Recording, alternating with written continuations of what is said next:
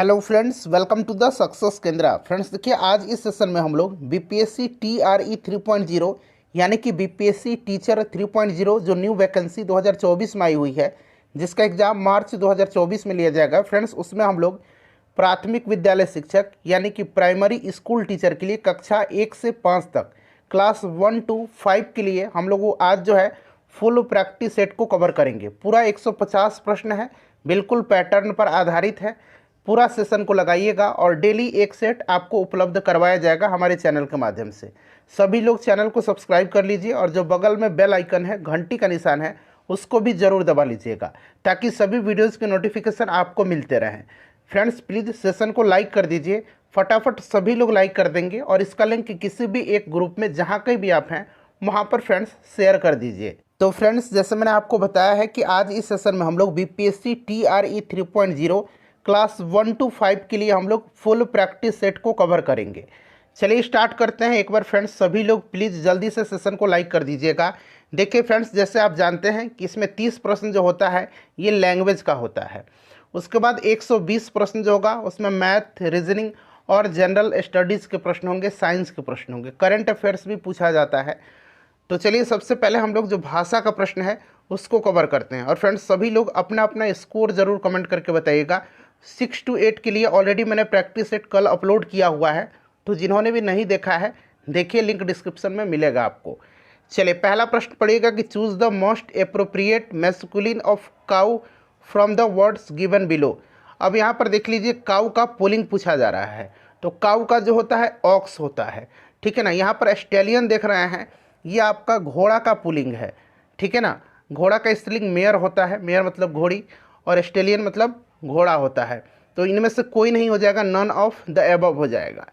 चलिए उसके बाद देखिएगा कि I got it wrong, it wasn't the red one but the blue one, which word is the above sentence is used as a conjunction. तो आपको पता है but, and, though, although, unless, until, because, ये सब जो होते हैं ये कंजंक्शन होते हैं। तो यहाँ पर देखिए बट दिया गया है।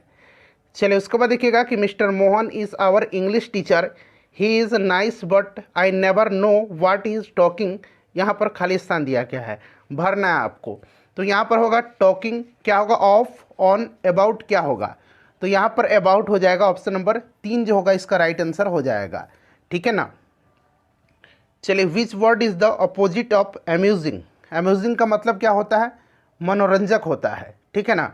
तो इसका उल्टा आपका बोरिंग हो जाएगा। ऑप्शन 3 राइट आंसर हो जाएगा। देखिए a bunch of flowers arranged in an attractive way is called, a या एन, बताइए क्या होगा। A bunch of flower arranged in an attractive way, one word substitution है। तो देखिए फ्रेंड्स इसको बॉकेट कहा जाता है, तो bouquet option number 2 right answer हो जाएगा। यहाँ पर देखिए एथीस्ट दिया गया है, इसका मतलब नास्तिक होता है, ठीक है ना। One who has no belief in the existence of God, that is called atheist. चलिए उसके बाद नेक्स्ट क्वेश्चन है हमारा यहाँ पर 6 नंबर कि boy, man, uncle, fireman, grandfather belong to, बताइए राइट आंसर क्या हो जाएगा। तो फ्रेंड्स यहाँ पर देखेंगे तो इसका जो राइट आंसर हो जाएगा वो आपका मैस्कुलिन जेंडर हो जाएगा, ठीक है ना। चलिए उसके बाद देखिएगा कि choose the word which means the same as human, मतलब सेम आपको बताना है। तो यहाँ पर आपका काइंड हो जाएगा। ऑप्शन नंबर 3 राइट आंसर हो जाएगा। ह्यूमन का मतलब मानवीय होता है, मानवोचित होता है, तो यहाँ पर काइंड हो जाएगा आपका। चलिए उसके बाद देखिएगा कि हैव, ट्रस्ट, खाली स्थान दिया गया, God and do the right, ठीक है ना। यहाँ पर फिल इन द ब्लैंक्स आपको भरना है प्रीपोजिशन, तो हैव ट्रस्ट इन गॉड होगा। यहाँ पर इन जो होगा ऑप्शन 1 बिल्कुल राइट आंसर हो जाएगा। चलिए उसके बाद देखिएगा यहाँ से ये आपको दिया गया है पैसेज, इसको पढ़ना है। और यहाँ पर देखिए 9 से लेकर के 11 तक जो प्रश्न है, 9, 10, 11 इसी पर आधारित है, उनका आंसर देना है। देखिए पीडीएफ आपको टेलीग्राम पर मिलेगा, टेलीग्राम का लिंक डिस्क्रिप्शन में मिलेगा, वहाँ से जुड़िए, मैं आपको पीडीएफ प्रोवाइड करवा दूंगा। तो जितने भी इस तरह के प्रश्न हैं आप पीडीएफ से यहाँ पर बना सकते हैं इसको। वैसे मैं आपको आंसर बता दे रहा हूँ यहाँ। देखिए सर्दी के दिनों में कैंप टॉम कैनेडी को अच्छे क्यों लगा करते थे, तो इसको जब पढ़िएगा तब आपको इसका आंसर मिल जाएगा। तो यहाँ पर देखिए मैं आंसर बता देता हूँ इसका, पिकनिक के समान होने के कारण, ठीक है ना। चलिए इस अनुच्छेद का कोई उपयुक्त शीर्षक बताना है, तो इसका शीर्षक जो होगा वो आपका ऑप्शन 2 हो जाएगा, शरदकालीन दौर का मज़ा। इसको पढ़ करके आप आसानी से बता सकते हैं। चलिए, इनमें से कौन सा हासिल शब्द का पर्यायवाची नहीं है? तो हासिल का पर्यायवाची मतलब क्या होता है? जैसे कि हासिल मतलब आपको प्राप्त करना, लाभ, ये सब होता है। तो लब्ध और प्राप्त होगा, गंवाना नहीं होगा। तो यही पूछा गया है, नहीं है, तो ऑप्शन 1 हो जाएगा गंवाना। मैं नीर भरी दुख की बदली, यह काव्य पंक्ति किनकी है? तो फ्रेंड्स, यह महादेवी वर्मा की है। ठीक है ना, महादेवी वर्मा, ऑप्शन 3 यहाँ पर राइट आंसर हो जाएगा। उसके बाद देखिएगा कि स्पर्शजन्य बीमारी के लिए इनमें से उपयुक्त शब्द कौन सा है? स्पर्शजन्य बीमारी, तो फ्रेंड्स इसके लिए संक्रामक जो है यहाँ पर बिल्कुल उपयुक्त शब्द है। चलिए, उसके बाद नेक्स्ट क्वेश्चन यहाँ से है, क्वेश्चन नंबर 14, कि निम्नलिखित में से कौन सा तत्सम है? कौन सा इसमें से तत्सम है? तो देखेंगे आप, प्रकट जो है ना, ये तत्सम है। अच्छा, प्रकट का अगर तद्भव पूछा जाएगा तो प्रकट का तद्भव प्रगट होगा। ठीक है ना, इसका तद्भव अगर पूछा जाएगा तो प्रगट होगा, ये आप ध्यान रखिएगा। चलिए, निम्नलिखित में से मिश्र वाक्य ज्ञात करना है। 4 ऑप्शन आपको दिख रहा है, 5वां उपयुक्त में से कोई नहीं है। बताइए कौन सा इसमें से राइट आंसर हो जाएगा? तो देखिए, यदि मुकेश मेरे पास आता तो मैं कर्नाटक चला जाता, ये आपका मिश्र वाक्य है। ठीक है ना। चलिए, उसके बाद नेक्स्ट क्वेश्चन है हमारा कि निम्नलिखित प्रश्नों में दिए गए विकल्पों में से उस विकल्प का चयन करें जो दिए गए मुहावरे के अर्थ को सर्वश्रेष्ठ रूप से व्यक्त करता है। अंत बिगाड़ना, मुहावरे का अर्थ क्या होगा? तो परिणाम खराब करना। यहाँ पर देखिए ऑप्शन नंबर 3 राइट आंसर हो जाएगा। चलिए, उसके बाद नेक्स्ट क्वेश्चन हमारा कि वह रोज देर से उठता है, इस वाक्य में किस काल का उदाहरण है? वह रोज देर से उठता है, इस वाक्य में किस काल का उदाहरण है? तो देखिए, जिस वाक्य के अंत में ता है, ते हैं, ती है आता है, वे सामान्य वर्तमान काल के उदाहरण हैं। तो यहाँ पर देखिए सामान्य वर्तमान हो जाएगा। उसके बाद देखिए, जिस क्रिया का फल कर्ता पर न पड़ करके कर्म पर पड़े, उससे कौन सी क्रिया कहा जाता है? तो देखिए, कर्ता पर न पड़ के कर्म पर पड़ेगा, उसको कहा जाता है सकर्मक क्रिया। ठीक है ना, उसको सकर्मक क्रिया कहा जाता है। चलिए, उसके बाद नेक्स्ट क्वेश्चन कर लेंगे कि अलंकार के संदर्भ में इनमें से कौन सा कथन सही है? अलंकार के संबंध में कौन सा कथन यहाँ पर सही दिया गया है? और यहाँ पर आप देखेंगे ऑप्शन दिया गया है, ये आपको ऑप्शन दिख रहा होगा। तो देखिए फ्रेंड्स, इसमें से आपका राइट आंसर क्या होगा? तो तात्पर्य मात्र के भेद से शब्द और अर्थ दोनों की पुनरुक्ति को लाटुनोप्रास कहते हैं। तो यहाँ पर एक तो ये सही हो गया। उसके बाद देखिएगा कि श्लिष्ट पदों में अनेक अर्थों का कथन श्लेष अलंकार है, ये भी सही है। और भिन्नार्थ अर्थात निरर्थक स्वर व्यंजन समुदाय की आवृत्ति को यमक कहते हैं, ये भी सही दिया गया है। तो इस तरह से ऑप्शन 4 हो जाएगा उपयुक्त में से एक से अधिक। चलिए, इनमें से स्त्रीलिंग शब्द पूछा गया है कि कौन सा है? तो यहाँ पर देखिए, व्याख्या जो है ना, व्याख्या, यह एक स्त्रीलिंग शब्द है। नेक्स्ट क्वेश्चन है कि गाड़ी वाला शब्द में कौन सा प्रत्यय है इसमें से? मतलब गाड़ी वाला में प्रत्यय कौन है इसमें से? तो वाला प्रत्यय है। ठीक है ना, वाला इसमें प्रत्यय है। चलिए, उसके बाद नेक्स्ट क्वेश्चन करेंगे कि अंकुश न मानना मुहावरे का अर्थ क्या है? तो इसका मतलब क्या होता है? इसका मतलब होता है न डरना। ठीक है ना, न डरना, यहाँ पर ऑप्शन नंबर 1 राइट आंसर हो जाएगा। सर्वोपरि का सही संधि विच्छेद कौन सा है? सर्वोपरि का संधि विच्छेद, तो सर्व प्लस ऊपरी जो होगा, यह सही संधि विच्छेद होगा इसका। उसके बाद देखिए, निम्नलिखित में से अल्प विराम चिन्ह की पहचान करना। आपको अल्प विराम चिन्ह को पहचानना है। तो अल्प विराम चिन्ह कौन सा है? तो यहाँ पर देखिएगा ऑप्शन नंबर यहाँ पर 3 हो जाएगा, कोमा जो है अल्प विराम है। ठीक है। चलिए, ये आपका अर्ध विराम है, अर्ध विराम है। ठीक है। चलिए, उसके बाद नेक्स्ट क्वेश्चन है हमारा क्वेश्चन नंबर 25 नंबर कि यहाँ प्रदर्शित वस्तुओं को छूना मना है, यह किस प्रकार का वाक्य है? तो ऐसे वाक्य को कहा जाता है निषेधवाचक वाक्य। ठीक है ना, क्योंकि इसमें मना किया जा रहा है, निषेधवाचक। ठीक है ना। चलिए, जिस समास में दोनों पदों के माध्यम से एक विशेष यानी तीसरे अर्थ का बोध होता है, तो वह किस प्रकार का समास कहलाता है? तो एक विशेष अर्थ प्रकट करता है यह, इसको बहुव्रीहि समास कहा जाता है। जैसे कि गजानन, ठीक है ना, अर्थात भगवान गणेश की बात हो रही है, बहुव्रीहि समास कहा जाता है इसको। सही बरतने वाला शब्द कौन सा? इसमें से शुद्ध कौन सा लिखा गया है? तो इसमें से शुद्ध जो लिखा गया है, ये समिति, जो ये वाला समिति लिखा गया है, ये बिल्कुल करेक्ट लिखा गया है। चलिए, यह मेरी पुस्तक है, इस वाक्य में कौन सा कारक है? यह मेरी पुस्तक है, इसमें से आपका संबंध कारक है, क्योंकि यह मेरा पुस्तक है। तो ऑप्शन नंबर यहाँ पर संबंध कारक हो जाएगा। चलिए, उसके बाद देखिए, इनमें से कौन सा शब्द आलोचना का पर्यायवाची नहीं है? गुण दोष, समीक्षा, टिप्पणी, ये सब जो होता है आलोचना का पर्यायवाची शब्द होता है। यहाँ पर देखेंगे फ्रेंड्स, इसमें से आप सोचना जो है ये आपका आलोचना का पर्यायवाची नहीं है। नेक्स्ट क्वेश्चन है कि तालव्य महाप्राण की घोष व्यंजन वर्ण का उदाहरण कौन सा है।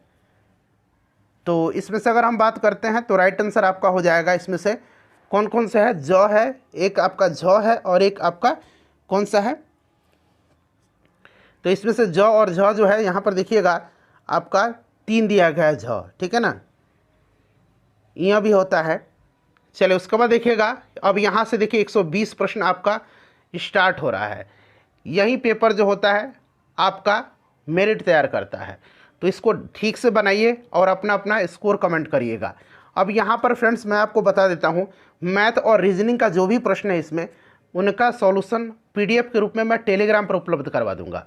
आप लोग टेलीग्राम से जुड़िए, हम लोग सीधे आते हैं जो जीके जीएस का क्वेश्चन है वहाँ से 30, 35, 40 प्रश्न है, देख लीजिए कहाँ से स्टार्ट हो रहा है। तो ये 31 से स्टार्ट हो रहा है, ठीक है ना, 31 से स्टार्ट हो रहा है। और आप यहाँ देखेंगे तो 31 से लेकर के मैं आपको दिखा देता हूँ 60 तक में मैथ और रीजनिंग के प्रश्न हैं, यानी कि 30 प्रश्न जो है मैथ रीजनिंग के हैं। अब यहाँ से आइए 61 से आपका प्रश्न स्टार्ट हो रहा है। खाद्य श्रृंखला में ऊर्जा हस्तांतरण के दौरान उपयोग की जा सकने वाली ऊर्जा का लगभग कितना प्रतिशत नष्ट हो जाता है और उपलब्ध ऊर्जा का केवल कितना प्रतिशत ही अगले स्तर तक पहुँचाया जाता है। सभी लोग आंसर कमेंट करिएगा। बहुत ही बढ़िया, बिल्कुल एनसीईआरटी का प्रश्न दिया गया है इसमें, जो भी जीके जीएस साइंस का प्रश्न दिया गया है। यहाँ पर देखिएगा किसी भी पोषण स्तर पर मात्र जो है 10% ऊर्जा अगले स्तर पर हस्तांतरण होती है और बाकी की जो उस ऊर्जा होती है सभी ऊष्मा के मेटाबॉलिक प्रक्रिया के माध्यम से बड़े पैमाने पर समाप्त हो जाती है। तो यहाँ पर देखिए कितना नष्ट हो जाता है, तो 10% ही जो है आपको 10% ही अगले स्तर तक हस्तांतरित होती है, तो 90% समाप्त हो जाती है और 10% ही केवल अगले स्तर तक पहुँचाया जाता है। क्लियर हो गया। चलिए अब अगला प्रश्न करेंगे। नेक्स्ट क्वेश्चन है हमारा कि एक पारितंत्र की खाद्य श्रृंखला में जीवों का अंतिम समूह जीवाणु और कवक है, जिन्हें क्या कहा जाता है।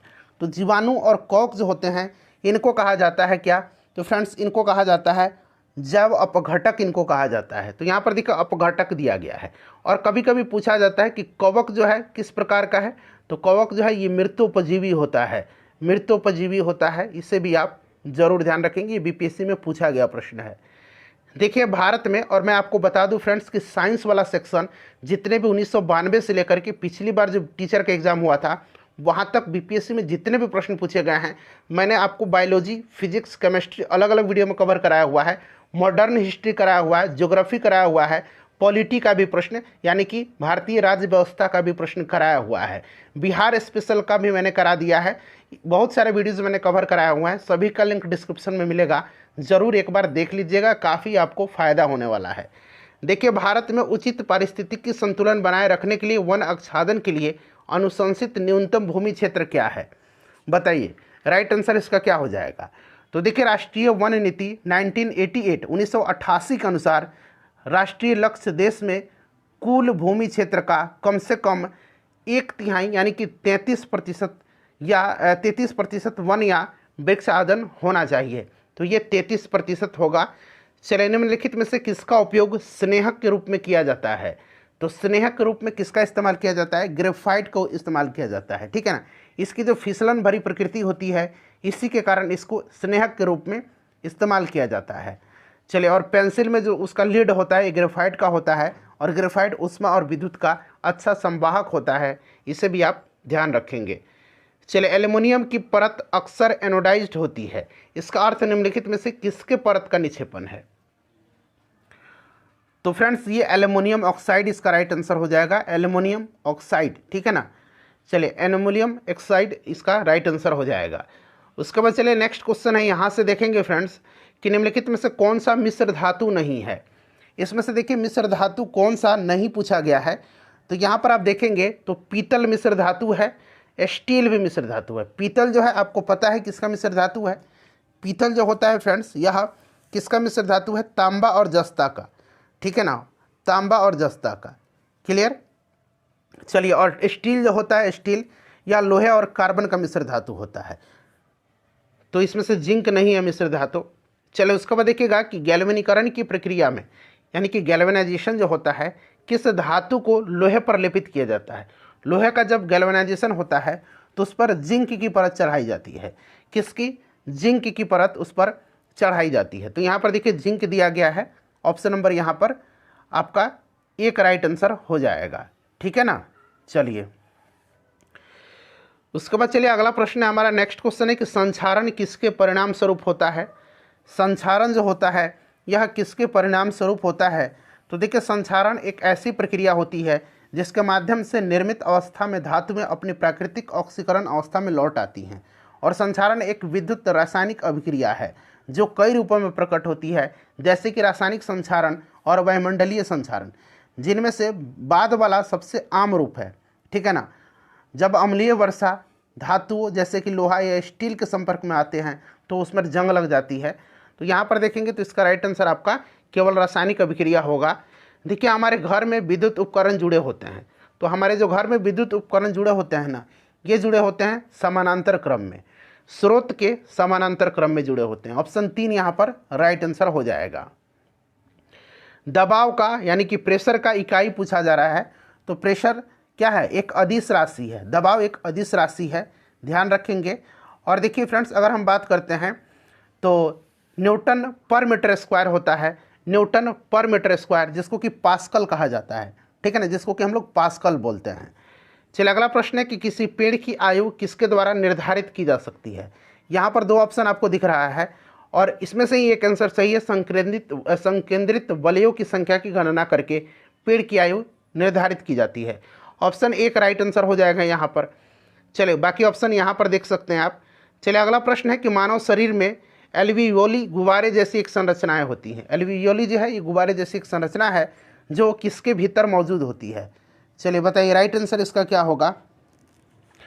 तो देखिए फ्रेंड्स इसका जो करेक्ट आंसर हो जाएगा वो आपका यहाँ पर ऑप्शन नंबर 1 हो जाएगा, फेफड़ा। ठीक है ना। यह छोटे जैसे गुब्बारे जैसी संरचना होती है जो फेफड़े के श्वसन क्षेत्र का एक महत्वपूर्ण हिस्सा है। चलिए उसके बाद देखिएगा कि मेरा देश मेरा जीवन नामक पुस्तक के लेखक कौन है। मेरा देश मेरा जीवन पुस्तक जो है इसको लिखा है लाल कृष्ण आडवाणी जी ने। और लाल कृष्ण आडवाणी को कर्पूरी ठाकुर जी को भारत रत्न देने का भी ऐलान किया गया है, तो इसे भी आप साथ साथ ध्यान रख सकते हैं। तो यहाँ पर देखिएगा लाल कृष्ण आडवाणी होगा। चलिए निम्नलिखित में से किस रेडियो आइसोटोप का उपयोग रक्त कैंसर यानी कि ल्यूकेमिया के उपचार में किया जाता है। तो देखिए ल्यूकेमिया के उपचार में किसका इस्तेमाल किया जाता है? कोबाल्ट 60 का किया जाता है। आयोडीन 131 का इस्तेमाल थायराइड की इमेजिंग और थायराइड कैंसर और हाइपरथायराइडिज्म जैसी अन्य असामान्य स्थिति के इलाज के लिए आयोडीन 131 का इस्तेमाल किया जाता है। देखिए निम्नलिखित में से कौन सा पौधे के लिए आवश्यक सूक्ष्म पोषक तत्व नहीं है। अब यहाँ पर देखिएगा अगर हम बात करते हैं पोषक तत्व को, तो पौधे की आवश्यकता अनुसार इनको जो है आपको मुख्य पोषक तत्व, गौण पोषक तत्व और सूक्ष्म पोषक तत्व में विभाजित किया गया है। मुख्य पोषक तत्व में नाइट्रोजन, फास्फोरस और पोटास आ गया। ठीक है ना। गौण पोषक तत्व में कैल्शियम, मैग्नीशियम, गंधक आ गया। और सूक्ष्म पोषक तत्व में लोहा, zinc, copper, manganese, molybdenum, boron, chlorine, ये सब आ गया। तो यहाँ पर आप देखेंगे इसका जो राइट आंसर होगा फ्रेंड्स ये आपका कौन सा हो जाएगा। तो यहाँ पर देखिए सोडियम जो है यह सूक्ष्म पोषक तत्व नहीं है। सभी लोग एक बार प्लीज़ सेशन को लाइक कर दीजिएगा। देखिए नीचे वायु से जुड़े कथन दिए गए हैं, उनको पढ़िए और कूट की सहायता से सही आंसर चुनना है। ABC यहाँ पर दिया गया है और देखिए ऑप्शन यहाँ पर आपको दिया गया है। ऑप्शन यहाँ पर आपको दिख रहा है। चलिए पहले स्टेटमेंट हम लोग पढ़ते हैं। स्टेटमेंट में क्या कह रहा है कि गतिशील पवन वायु कहलाती है। बिल्कुल ये करेक्ट दिया गया है। और वायु गर्म होने पर फैलती है, ये भी सही है। वायु जो होता है यह गर्म होने पर फैलता है, बिल्कुल करेक्ट आंसर दिया गया। और ठंडा होने पर सिकुड़ता है। वायु उच्च दाब से वायु जो होता है उच्च दाब क्षेत्र से निम्न दाब की ओर चलता है, तो ये वाला गलत दे दिया गया। कम वायु दाब वाले क्षेत्र से उल्टा दे दिया गया है, तो A और B सही दिया गया है। तो यहाँ पर इसीलिए इसका राइट आंसर 1 हो जाएगा, A और B। चलिए घटपर्णी यानी कि पिचर प्लांट विषमपोषी क्यों होते हैं। अब देखिए घटपर्णी जो होता है ना यह एक कीटभक्षी पौधा होता है और हरे रंग के होने के कारण यह प्रकाश संश्लेषण भी करता है। यानी कि घटपर्णी जो होता है इस पौधे में स्वपोषी और विषमपोषी दोनों प्रकार का पोषण होता है। प्रश्न जब बनेगा कि इनमें से कौन सा स्वपोषी और विषमपोषी है तो याद रखिएगा घटपर्णी है। ठीक है ना। तो यहाँ पर पूछा गया विषमपोषी क्यों होता है, तो इसका राइट आंसर क्या हो जाएगा, तो यहाँ पर देखेंगे उन्हें मृदा से नाइट्रोजन नहीं मिलता है, ठीक है ना। चलिए उसके बाद नेक्स्ट क्वेश्चन कर लेंगे। अगला प्रश्न है हमारा कि चांगपा के बारे में निम्नलिखित में से कौन सा कथन जो है यहाँ पर असत्य है। चांगपा या आप कहिए चंपा, ठीक है ना, यह एक प्रकार की अर्ध खानाबदोश जाति है जो कि तिब्बती लोग हैं। तो मुख्य रूप से ये लद्दाख के चांगतांग में पाए जाते हैं। तो राइट आंसर इसका क्या होगा फ्रेंड्स, करेक्ट आंसर यहाँ पर देखिए, यह हमेशा एक जगह पर टिक कर के रहने वाली जाति है, ठीक है ना, और ये पशु का भी पालन करते हैं। चलिए उसके बाद नेक्स्ट क्वेश्चन है हमारा, ये घुमंतु नहीं है। बिहार राज्य की सीमा किस देश की सीमा से जुड़ती है, तो बिहार की सीमा केवल नेपाल से जुड़ती है, बाकी किसी भी देश से नहीं जुड़ती है। तो उपरोक्त में से कोई नहीं इसका राइट आंसर हो जाएगा, ऑप्शन नंबर 5। और देखिए बिहार की सीमा की बात करते हैं आपका, तो यह किन किन राज्यों से सटी हुई है, तो उत्तर प्रदेश, झारखंड, पश्चिम बंगाल, ठीक है ना। चलिए उसके बाद नेक्स्ट क्वेश्चन हमारा कि विशाखापट्टनम में 3 फरवरी 2024 को भारत के पहले सर्वेक्षण पोत को भारतीय नौसेना में शामिल किया गया।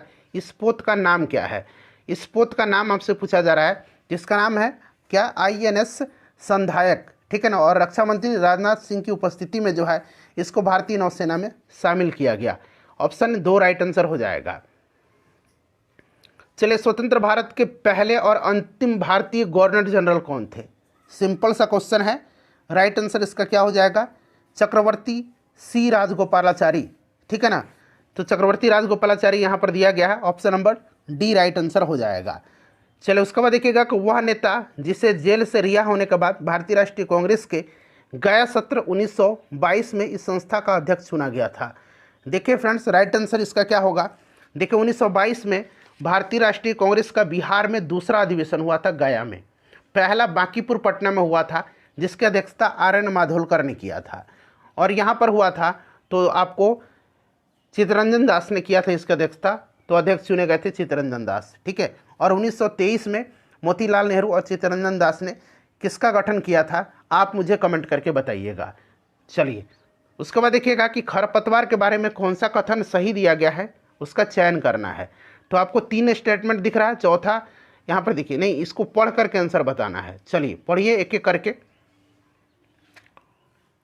तो यहाँ पर देखिए खरपतवार बिना बोए आप अपने आप ही खेतों में उगाते हैं, बिल्कुल सही है, बिना बोए ही ये आपके खेत में निकल आते हैं, और खरपतवार को खेत से निकालना ज़रूरी भी होता है, अन्यथा फसल को ये दुष्प्रभावित करेंगे।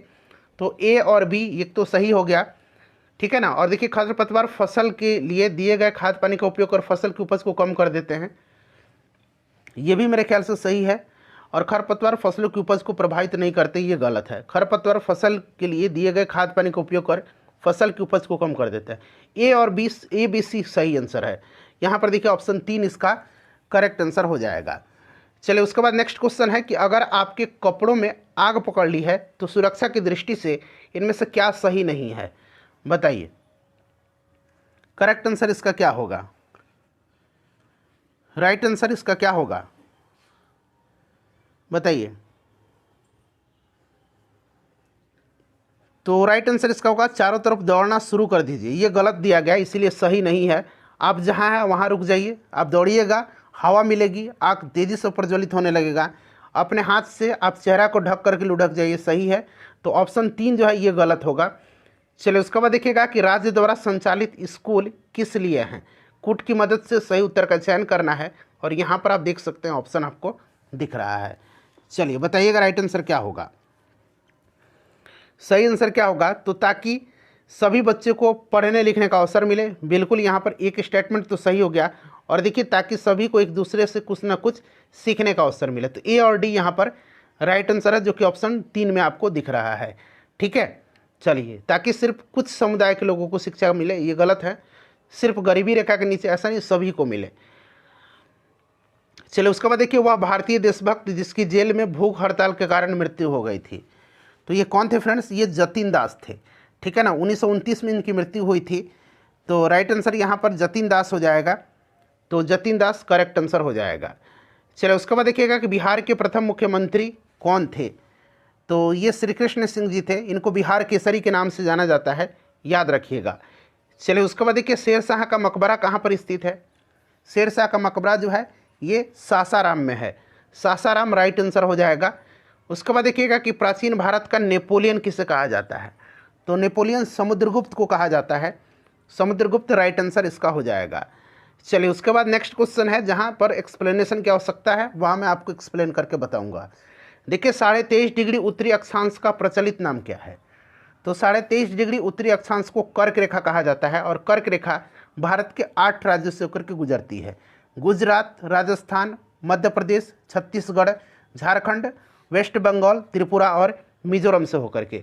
तारों की दूरी मापी जाती है। तारों की दूरी जो है यह प्रकाश वर्ष में मापी जाती है और एक प्रकाश वर्ष 1 लाइट ईयर बराबर होता है 9.46 गुना 10 के पावर 15 मीटर। इसे भी आप ज़रूर याद रखिएगा। देखिए फूली हुई पूड़ी तेल में तैरती है क्योंकि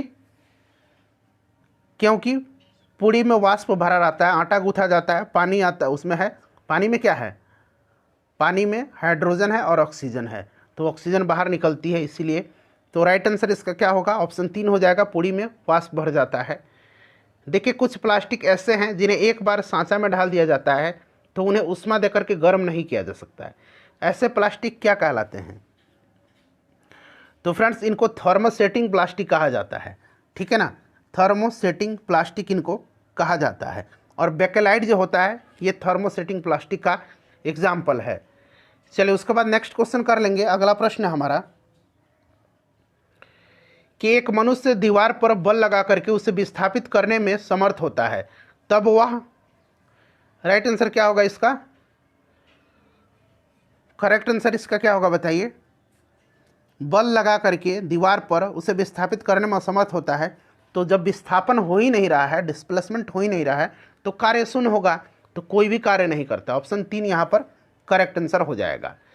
देखिए टीबी से बचने के लिए कौन सा टीका दिया जाता है, टीबी से बचने के लिए आपको बैसिलस कॉलमेट ग्यूरिन BCG का टीका दिया जाता है। ठीक है ना, यक्ष्मा बीमारी टीबी को कहा जाता है, तो एक यक्ष्मा भी ऑप्शन में रहेगा, तपेदिक भी रह सकता है, तो इस चीज़ को आप ध्यान रखिएगा। चले 96 नंबर क्वेश्चन है कि निम्नलिखित वक्तव्य को पढ़िए और उस पर विचार करिए और कूट की सहायता से सही उत्तर का आपको चयन करना है। यहाँ पर कूट भी आपको दिया गया है। ठीक है ना, बताइए राइट आंसर इसका क्या होगा। तो यहाँ पर देख लीजिए, सभी सूक्ष्मजीवों द्वारा संदूषित भोजन से खाद्य विषाक्तन हो जाता है, बिल्कुल सही दिया गया है। और तेज़ धूप में रखी ब्रेड पर कवक आक्रमण कर देते हैं, नहीं, ये गलत है। तेल में सिरके में जीवाणु रह सकते हैं, इसलिए इनका उपयोग अचार के संदूषण बचाने के लिए, ये भी गलत है। जीवाणु की वृद्धि को रोकने के लिए, एक मिनट रुक जाइए, क्वेश्चन नंबर हमारा क्या था, 96 था। ठीक है ना, 96, हाँ ये वाला क्वेश्चन है। जीवाणु की वृद्धि को रोकने के लिए मांस तथा मछली को सूखे नमक से ढक देते हैं, उसको प्रिजर्व किया जाता है नमक डाल करके। तो एक और, यानी कि ए और डी सही दिया गया है। चलिए ए और डी यहाँ पर ऑप्शन नंबर कौन सा सही हो जाएगा, आपका 3 सही हो जाएगा। देखिए बिश्नोई जनजाति भारत के किस राज्य में निवास करती है, बिश्नोई जनजाति राजस्थान में से संबंधित है ना, राजस्थान राइट आंसर हो जाएगा। ठीक है, चलिए भारत के किस राज्य में सर्वाधिक वर्षा होती है, तो सर्वाधिक वर्षा जो होती है ये आपका कहाँ पर होती है, तो फ्रेंड्स ये मेघालय में होती है। और मेघालय में जो मौसिन राम है आपको याद भी है। ठीक है ना, तो मेघालय राइट आंसर हो जाएगा भारत में। तो इनमें से कोई नहीं इसका राइट आंसर होगा। अगर निम्नलिखित में से दिया होता तब इनमें से चुनना होता आपको, लेकिन अगर भारत के किस राज्य में पूछ लिया गया है तो सबसे ज़्यादा तो मेघालय में होती है। निम्नलिखित में से मौसम की कौन सी स्थिति बैरोमीटर पठने, यानी कि पठन में अचानक गिरावट से संकेतिक है। जब अचानक जो बैरोमीटर का जो पाठ्यांक है उसमें अगर गिरावट होगा तब तूफानी मौसम का संकेत होता है। ठीक है ना, तेज़ी से गिरेगा तब, क्लियर, याद रखिएगा। तो यहाँ पर आपका तूफानी मौसम।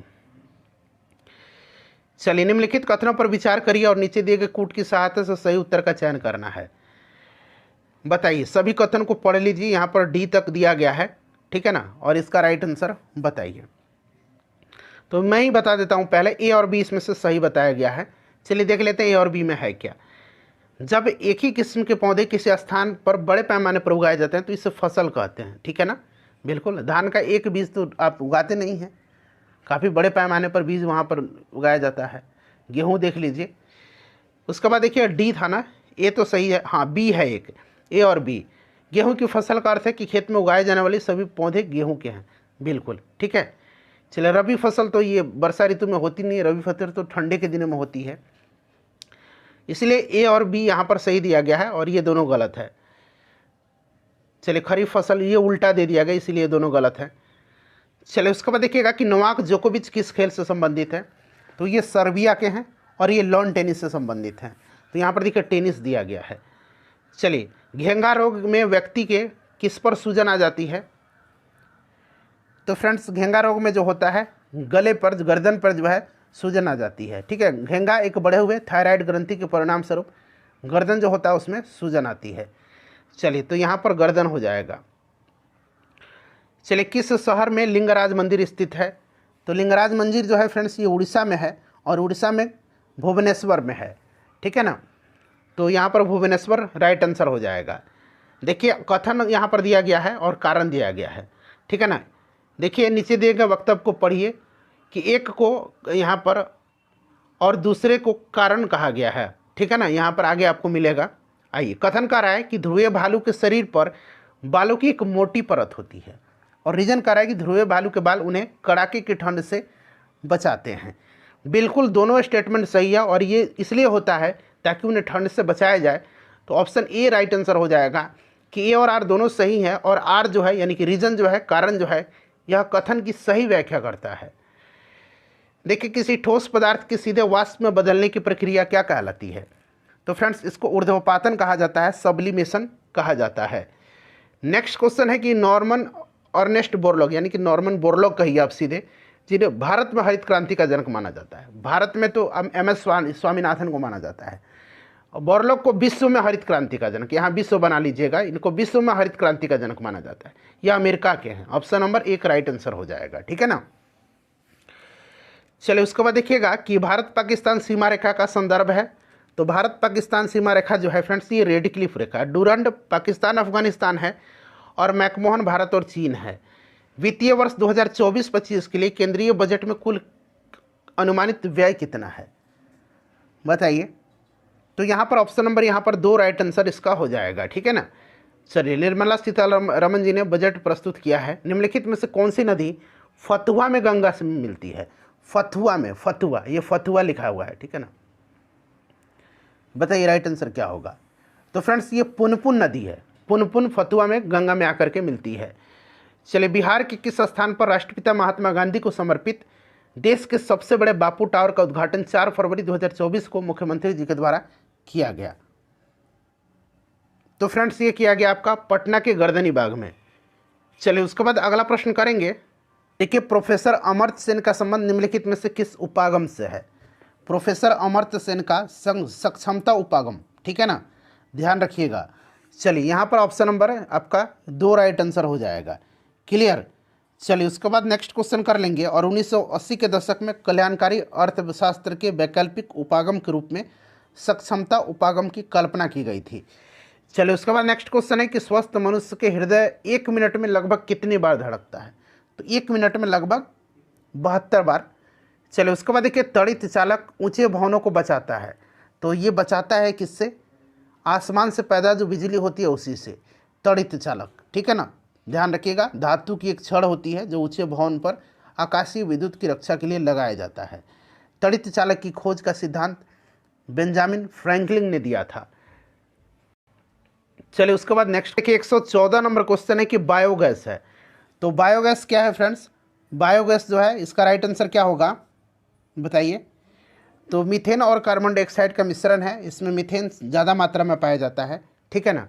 तो आपका ऑप्शन 1 हो जाएगा, CH4 मीथेन का फॉर्मूला होता है और मीथेन को मार्स गैस भी कहा जाता है।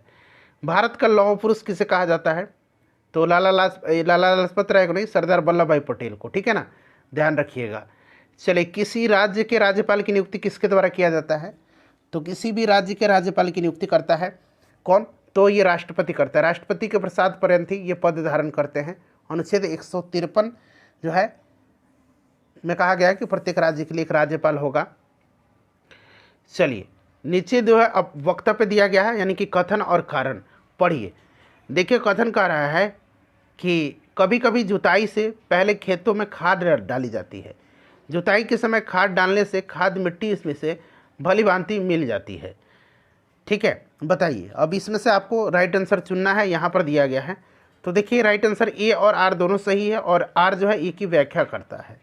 क्लियर, सही दिया गया है दोनों। चलिए, भारत में अंतरिक्ष प्रणाली से संबंधित स्थलों के युग्मों का सही इसमें से कौन सा है? इसरो उपग्रह केंद्र, श्रीहरिकोटा, बताइए सही दिया गया है क्या? तो ये आपका गलत दिया गया है, ठीक है ना। विक्रम साराभाई अंतरिक्ष केंद्र इसरो का सबसे बड़ा सर्वाधिक महत्वपूर्ण केंद्र है, यह आपका सही दिया गया है, तिरुवनंतपुरम में है। ठीक है, चलिए ये वाला सही दिया गया है। चलिए उसके बाद देख लीजिए अगला प्रश्न हमारा यहाँ से कि प्रथम स्वतंत्रता संग्राम के बाद मुगल बादशाह बहादुर शाह जफर को निर्वासित किया गया था, तो इनको रंगून में भेज दिया गया था। ठीक है ना, काला पानी की सज़ा इनको दी गई थी, रंगून में भेजा गया था और वहीं पर उनकी मृत्यु भी हो गई थी। विश्व में कौन सा पठार सबसे ऊंचा और सबसे जटिल है? सबसे ऊंचा और सबसे जटिल पठार जो है यह आपसे पूछा जा रहा है। तो फ्रेंड्स ये तिब्बती पठार हो जाएगा। ठीक है ना, चलिए तिब्बती पठार राइट आंसर इसका हो जाएगा। नेक्स्ट क्वेश्चन है हमारा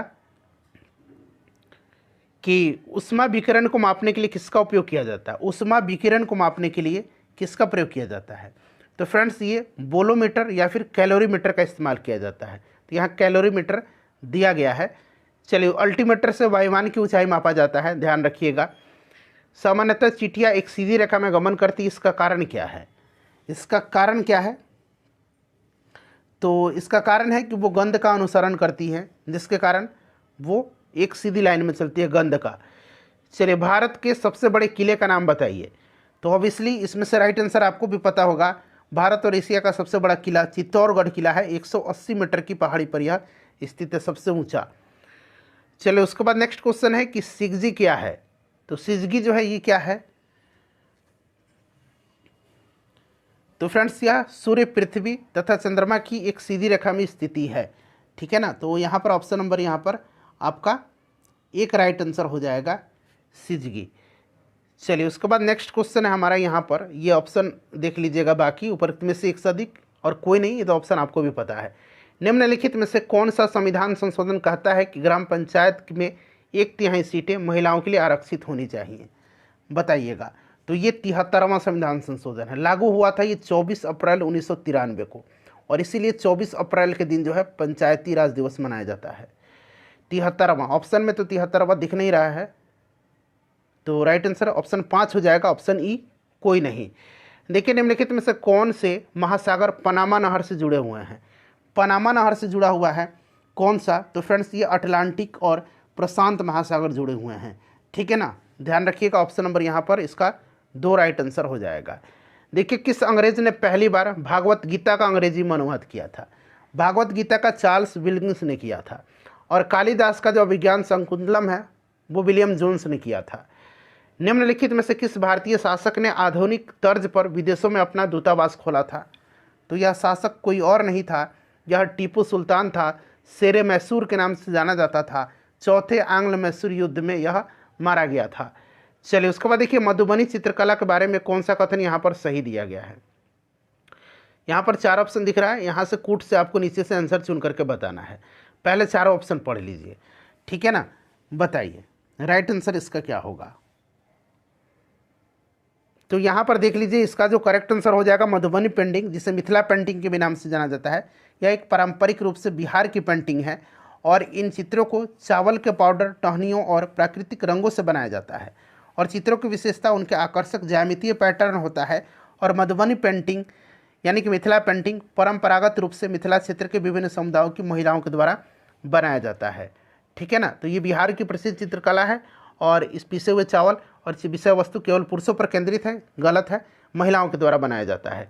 ठीक है, तो ये वाला तो गलत हो गया, ये भी गलत हो गया, तो ए और बी इसमें से सही है। तो यहाँ पर देखिए एक और मतलब ए और बी सही होगा, ऑप्शन 1। देखिए यहाँ अनुच्छेद दिया गया है और कह रहा है कि किस अनुच्छेद के अंतर्गत प्रत्येक राज्य अपनी मातृभाषा का प्रसार एवं अनुदेश प्राथमिक शिक्षा में लागू कर सकता है। तो यह आर्टिकल कौन सा है? 350A है। ठीक है ना, 350A राइट आंसर इसका हो जाएगा। चलिए उसके बाद नेक्स्ट क्वेश्चन हमारा कि नीचे 2 कथन दिए गए हैं उसी तरह से। देखिए निम्न दाब पर कार्बन डाइऑक्साइड द्रव के रूप में सिलेंडर में भरी जाती है। फिर आगे कह रहा है यहाँ पर कि सिलेंडर में छोड़े जाने पर CO2 बहुत अधिक फैलती है और ठंडी हो जाती है। तो यहाँ पर देखिए कार्बन डाइऑक्साइड को सिलेंडर में तरल के रूप में उस दबाव पर संग्रहित किया जा सकता है, ठीक है ना, उच्च दबाव पर। तो यहाँ निम्न दाब दिया गया, तो ये गलत हो गया। और जब सिलेंडर में इसको छोड़ा जाता है तो CO2 मात्रा में अत्यधिक फैलती है और ठंडी हो जाती है, तो ये सही दिया गया है। यानी कि एक गलत है परंतु दूसरा सही है। तो यहाँ पर आप देख सकते हैं ऑप्शन 3 में राइट आंसर हो जाएगा। देखिए यंत्र दिया गया है और मापा किया जाता है उनसे। तो एनीमोमीटर, तो मैंने बताया था एनीमोमीटर के द्वारा मापा जाता है क्या, तो हवा का वेग मापा जाता है, ठीक है ना। यहाँ देख लीजिए, सिस्मोग्राफ से आपका भूकंप हो जाएगा, हाइग्रोमीटर से आपका आर्द्रता हो जाएगा और बैरोमीटर से आपका बैरोग्राफ से दाब हो जाएगा, ठीक है। चलिए मिला लीजिएगा इसको अब आप लोग। चलिए ब्लीचिंग पाउडर होता है, ब्लीचिंग पाउडर, ब्लीचिंग पाउडर क्या होता है, विरंजक चूर्ण CaOCl जिसको बोलते हैं, यह क्या होता है, तो कैल्शियम क्लोराइड, कैल्शियम हाइपोक्लोराइड तथा बुझे हुए चूने का मिश्रण है। ऑप्शन 2 यहाँ पर राइट आंसर हो जाएगा। चलिए उसके बाद नेक्स्ट क्वेश्चन है हमारा 34 नंबर कि प्रेशर कुकर में भोजन के पकने के समय को कम कर देता है। प्रेशर कुकर भोजन के पकने का समय कम कर देता है, इसका कारण क्या है, तो इसके अंदर क्वथनांक बढ़ जाने के कारण प्रेशर कुकर में खाना जल्दी बन जाता है। देखिए क्रिकेटर गेंद को पकड़ते समय अपने हाथ को नीचे करता है, यानी कि पीछे की तरफ भी खींचता है, किस कारण से, चोट से बचाता है। तो फ्रेंड्स यह आपका संवेग संरक्षण के कारण से, ठीक है ना। ऑप्शन 2 राइट आंसर हो जाएगा। बिहार में तेल शोधक कारखाना कहाँ पर है, तो ये आपको भी पता है, बरौनी है, बरौनी तेल शोधक कारखाना जो कि बेगूसराय में पड़ता है, बेगूसराय जिला में, तो बरौनी राइट आंसर हो जाएगा। डेनमार्क की रानी ने 52 साल बाद राजगद्दी छोड़ दी, रानी का नाम क्या है, तो इनका नाम है मार्गरेट द्वितीय, मार्गरेट द्वितीय, ध्यान रखिएगा। मच्छर के मलेरिया के मच्छर दिन में किस समय काटते हैं, मलेरिया के मच्छर एक परजीवी के कारण होता है ना, ठीक है, और प्लाज्मोडियम परजीवी मच्छरों के द्वारा जो है फैलता है। राइट आंसर इसका हो जाएगा आपका 7 बजे से सुबह 5 बजे तक शाम को।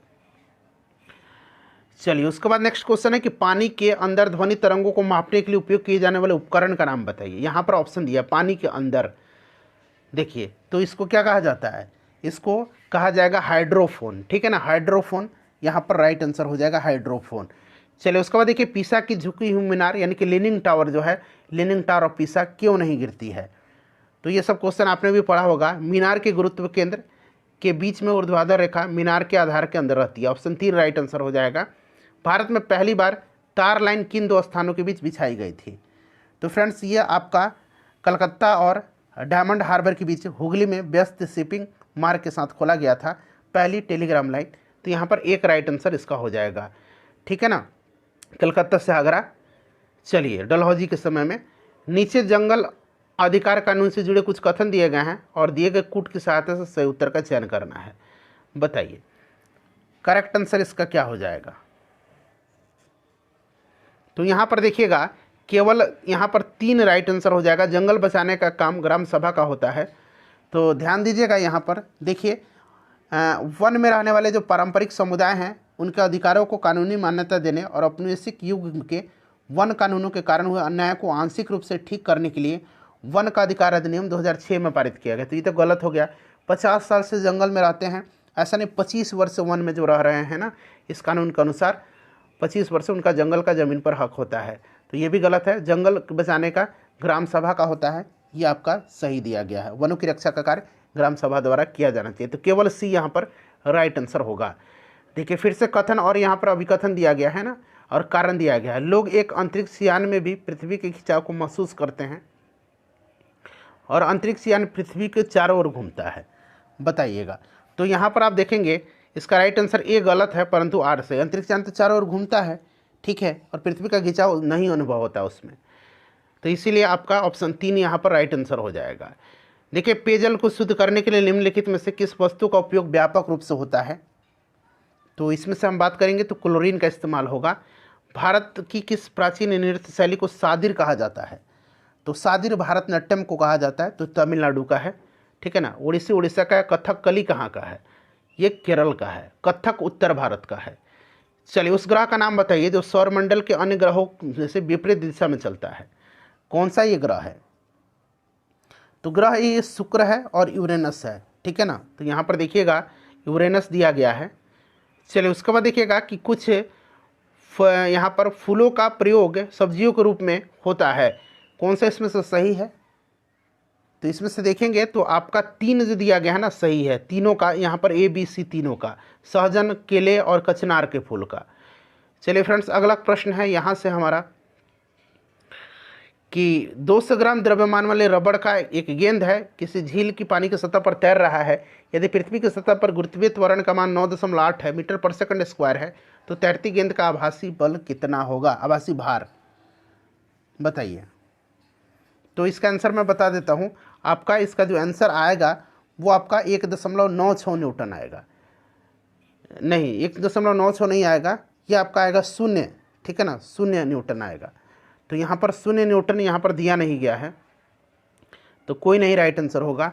गंगा के मैदानी क्षेत्र में सघन जनसंख्या पाई जाती है, क्यों पाई जाती है? क्योंकि यहाँ उपजाऊ मिट्टी है, जलोढ़ मिट्टी है, जहाँ पर खाद्यान्न का उत्पादन प्रचुर मात्रा में होता है। चलिए कथन, और यहाँ पर फिर से 2 कथन दिया गया है। कह रहा है कि पर्याप्त ऊंचाई पर वायु इतनी ठंडी हो जाती है कि इसमें उपस्थित जलवाष्प संघनित होकर छोटी छोटी जल की बूंदों, जिन्हें कि जल कणिका कहते हैं, उसमें परिवर्तित हो जाती है, ठीक है ना। तो बिल्कुल ये सही कह रहा है। और कथन 2 कह रहा है कि छोटी जल कणिकाएँ जो वायु में तैरती रहती हैं हमें बादलों के रूप में दिखाई देती हैं, ये भी आपका सही दे रहा है। तो दोनों सही दिया गया, कथन 1 और कथन 2। फ्रेंड्स पूरा मैंने सेट कराया, फुल सेट था। अपना स्कोर बताइएगा, लाइक करिएगा, सपोर्ट करिएगा, लगातार सेशन आपके लिए लेकर के मैं आते रहूँ।